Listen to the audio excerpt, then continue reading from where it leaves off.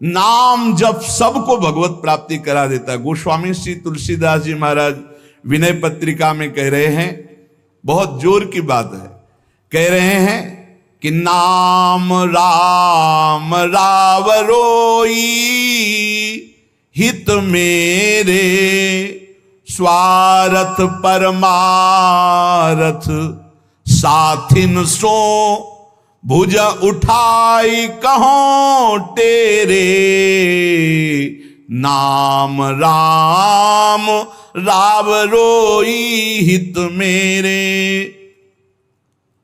मैं हाथ उठा के कहता हूं, जो स्वार्थ के मार्ग में चलने वाले हैं या परमार्थ के मार्ग में चलने वाले हैं, या आप जितने भी मुझे अपना मानते हैं संगी साथी, मैं सबसे हाथ उठा के पुकार करके घोषणा करता हूं कि त्रिभुवन में केवल एक परम कल्याण करने वाला भगवान का नाम है। मेरी बात मान लो।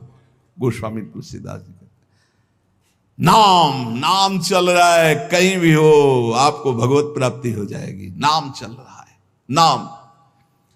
जननी जनक तजो जनमी करम बिनु विधु ही सृजो अवडेरे मोहू सो को कहत राम ही को सो प्रसंग के ही केरे। देख लो मेरा भाग्य, जन्म लेते ही माता चली गई। बड़े महापुरुषों के साथ बड़ी घटनाएं घटती हैं। जन्म लेते ही माता चली गई। अभागी जानकर पिता ने कभी प्यार नहीं किया, त्याग कर दिया। जिस पुत्र के प्रकट होती मेरी अर्धांगिनी चली गई, मैं ऐसे पुत्र का मुंह भी नहीं देखना चाहता। तो माता ने तो शरीर त्याग के चली गई, पिता ने मुझे त्याग कर दिया। ब्रह्मा ने मुझे कुछ अभागा ही रचा है। गोस्वामी तुलसीदास जी कहते हैं, बड़ा बेढप मेरे भाग्य की रचना करी। जिसके दरवाजे में खड़े हो जाते टुकड़ा नहीं देता, भगा देता। जिस दासी ने पालन पोषण किया, कुछ दिन बाद वो भी पधार गई। सबको ये भ्रम हो गया कि तुलसीदास जी महाराज के लिए कि बड़ा भागा बालक है, जिसके दरवाजे पे खड़ा होगा कोई घटना घट जाएगी, कोई भोजन नहीं देता। बोले ब्रह्मा ने कुछ भाग्य ही ऐसा रचा था। अब जो मुझे समझ में आया कि मेरा जो भाग्य बदला वो राम नाम से। राम राम राम, पकड़ो बात को, पकड़ो। अब तो कोई कोई कहता है कि तुलसी राम का है। अब अभाग्य मिट गया। बड़े बड़े बादशाह ताज उतार कर रखते हैं। जानते हो ये सब क्यों हो रहा है? क्योंकि हमने राम नाम का आश्रय ले लिया। अब खूब राम राम राम राम जपता हूं, उसका परिणाम हुआ कि सब कोई सम्मान देता है, सब ताज उतार के रख रहे हैं, प्रणाम नमस्कार दुनिया वाह वाह। क्यों? क्योंकि राम राम जपता हूं, राम का हूं, इसलिए। बात समझो। अगर पकड़ पाओ, कह रहे हाथ उठा के कह रहा हूं, जन्म से अभागा कहा गया, मां पधार गई, पिता त्याग दिया। संसार के लोग कहते अभागा है, लेकिन राम नाम का प्रताप ऐसा उदय हुआ। मोहू से को कहत राम ही को सो प्रसंग कह के रे। उसी नाम के बल से लोग अब कहने लगे तुलसी तो राम का है। फिर ओ ललाट बिनु नाम उदर लगी, दुखो दुखित मोहि हेरे। आहा, जब मैं राम नाम का आश्रय नहीं लिए था, तब पेट भरने के लिए द्वार द्वार पर ललचा कर भूख से व्याकुल होकर खड़ा होता। उस समय मेरी दशा मुझे याद है कि अगर दुख देखे तो दुखी हो जाए, ऐसी मेरी दशा थी। बालक अवस्था, भूख से व्याकुल, दूसरे के दरवाजे पे खड़ा और धक्का मार के लोग भगा देते, अभागी है।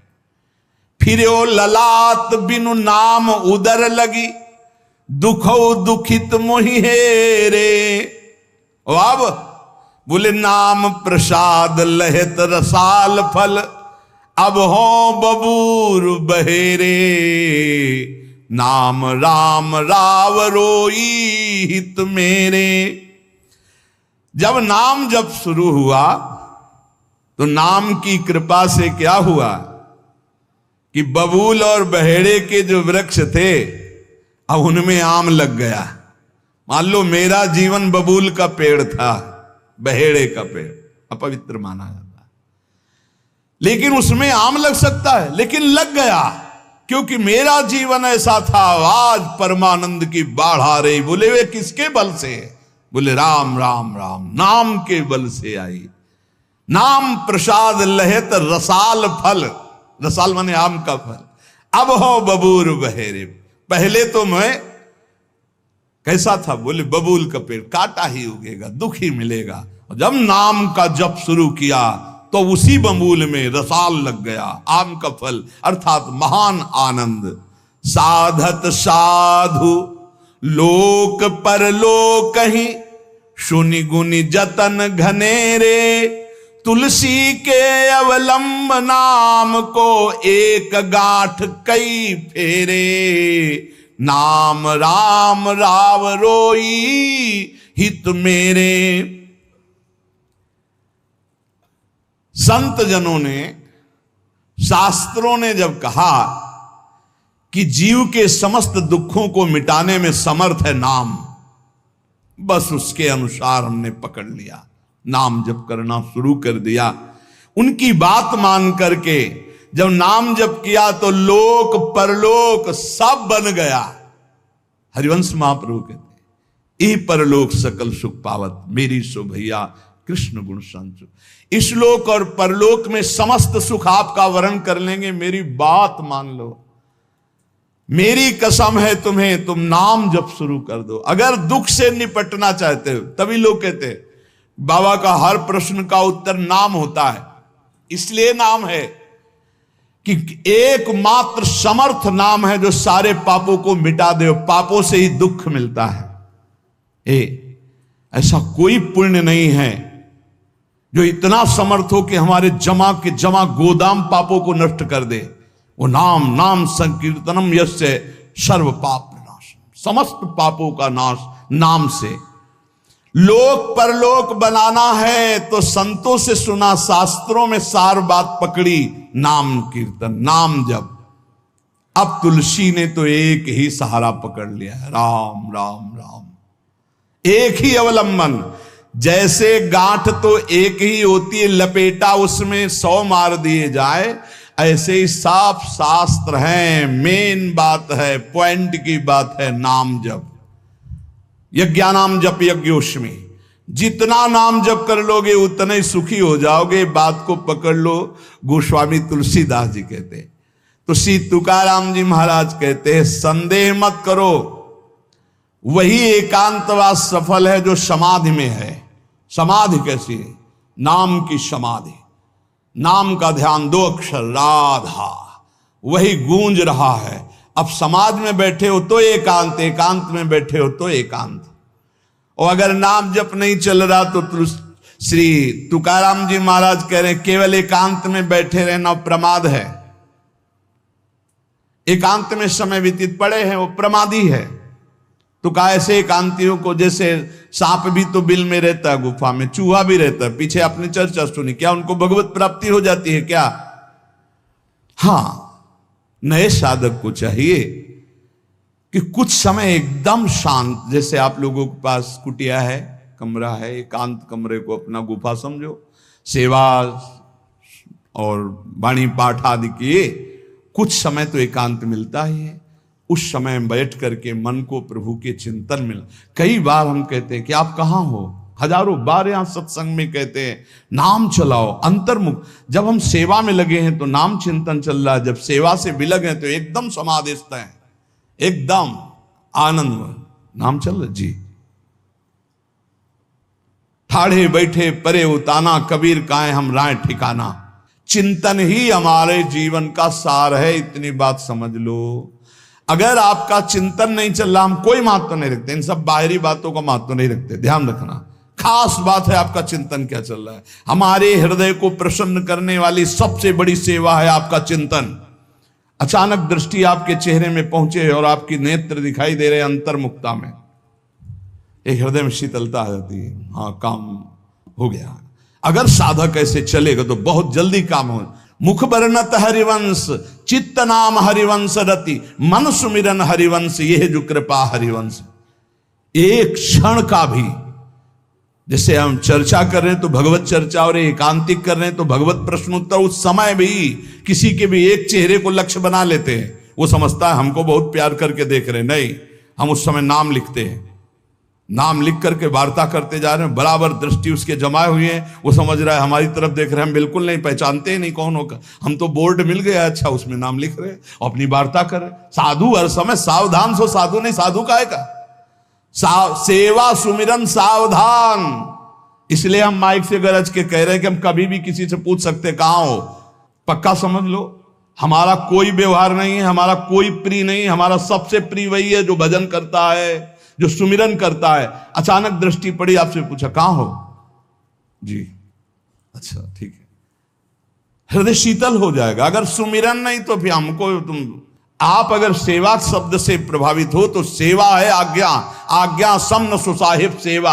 अब जो ही कहा करें हम सोई आयस ले चलें, सेवा की आड़ में अपनी चित्त वृत्ति का मनोरंजन मत कीजिए, मनोभंजन करना है, हर समय भगवत चिंतन परायण रहना है। अगर भगवत चिंतन नहीं तो आपका कोई अस्तित्व, देखो ये बड़ी दौड़ है, छोटी मोटी दौड़ नहीं है, ये बहुत बड़ी दौड़ है। आपको संसार समुद्र से अकेले पार होने की बात नहीं, तुम साधु हो, तुम लाखों को पार कर सकते हो, समझना।